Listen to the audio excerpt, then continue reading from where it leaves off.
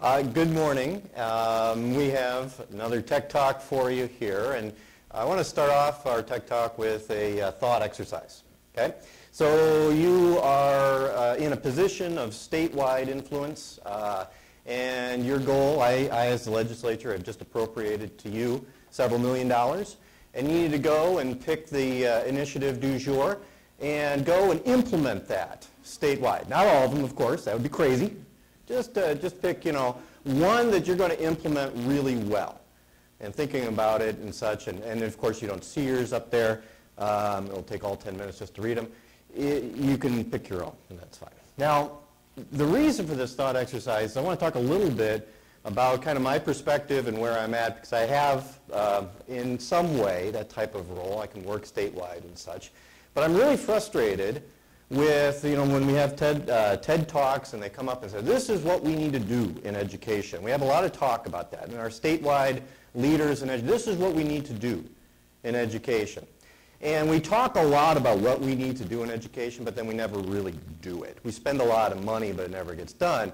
And instead of imposing this, we never really ask schools, what do you need? How can we support you and get what you need to get done? So when I look at this type of question, there's one thing that sticks out that I could tangibly say I can make a difference within a year with an appropriation, and that is improving the amount of opportunities we have for students to learn, helping supplement what districts can do. I think that's an efficient use of our money. Now, this is a tech talk, so of course you're eagerly expecting the technology here to come and such. So, and I won't disappoint, right? But it's really, again, it's not about the tech. It'd be a mistake to think it's about the technology. It's a means to an end. And so you ask yourself, well, what is the end in this case? And that's a good question. I have on my desk at work two pictures. One is the obligatory picture of my family. It updates every year. But the second is this one. And this picture is a very special picture for me. This was taken when I was an interim principal. And this is a small subset of a group of students that I worked with.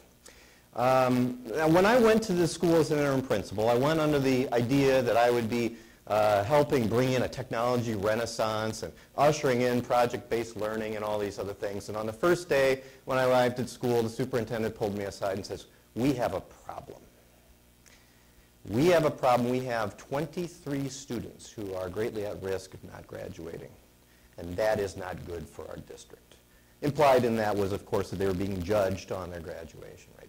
So needless to say, my interim year was not spent really around technology. It was spent working very closely with our at-risk coordinator right there in the middle, as well as the students. And I have to say, I learned more that year about education than I have in any of my other experiences in any of my courses. My apologies, obviously, to my present professor back there. This was the greatest of learning experiences for me. I learned that each student really had a unique story that made them special. One of the students, for example, she had a 3.6 GPA, was all set to go to a nice Regents institution within the state, and then she became pregnant right before her senior year. And this wasn't just, just pregnancy. This was very traumatizing for her. It was very embarrassing for her. She had trouble even showing up at school and was suffering through such depression that someone who had no business being at risk for not graduating suddenly was. Another student with a different story was behind on credits his entire career, and he really wanted to graduate. We had really felt that we had, that sense that I want to graduate. But the thing was, he was the breadwinner for his family. He spent 40 hours plus a week working at Walmart. And he wouldn't get to his studies until midnight each night. And then he'd work on them, and that caused him to sleep in through first and second period the next day. Or the student that spent more time, I think, in my office than he did in the classroom. And I found out, he was labeled as being disruptive and disrespectful and such. And it took a while for me to kind of understand what was the cause of him being disruptive and disrespectful. It was that this was a very creative student who was spending time doing this in class, drawing art Very, very high quality art, in my opinion.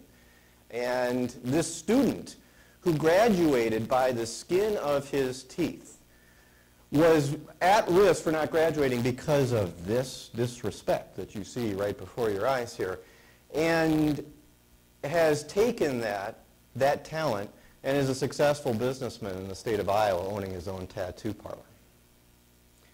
So what do we have here? Well, we've got an instance where a student was told where she had to learn. We have an instance where a student was told when he had to learn, and we had an instance where a student is told what he had to learn. None of them had a problem with learning. With all the other factors and parameters we put around this. And that raises the question, who's failing here? Who's the problem? I don't think it's the students. I think it's the school. I think it's the system that we had set up. And we need to, I think there's a moral imperative to take a look at this and say we need to give control of learning back to who it belongs. We need to go back down the hierarchy and say, you know, it's really the students. We need to give more access and opportunity to learn. Now schools will say, when visiting with them, yeah, exactly, I'm in.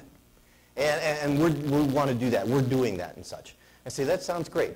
How are you helping the would-be tattoo artist? Don't give me art class. I mean, how are you helping him?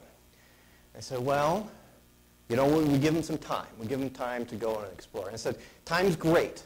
Time's great for students to explore their passions, but people cannot go. Contrary to what we saw yesterday with the Scott McCloud videos, students cannot go and just learn via being very passionate. They need supports. They need supports in their passion area, in their need area. And schools will say, well, you know, we just don't have the resources to provide that. And you know what? They're right. They are absolutely right. They don't have the resources. That's why the shame is not on the schools. The shame is with us in our statewide positions. We have, in some sense, the resources to go and help support schools statewide, to give them things like this, and yet we're not. We're spending more time worrying about definitions and imposing things than we are about delivering supports. And that is what frustrates me to no end, and that is what drives me to change. Well, that's great, Evan. So what are you doing about it? Well, this is what we're talking about. So what if, raises the question, what if we could take learning and make it ubiquitous, make it always available, and what if we could break it down, I mean into smaller pieces that are transferable, and allow more power, instead of creating and handing down, you know, big textbooks where everything is all sequenced together. We give them individual pieces and allow the people, the students and the teachers, to make the decisions how those are sequenced. We can break those pieces down into pieces such as, you know, the collaborative groups and the assessments, the learning tasks and such. What if we took the components of learning and then actually took curriculum and broke it down into those pieces? And as we add the pieces in, we align them to the Iowa core. So everything in there is all aligned.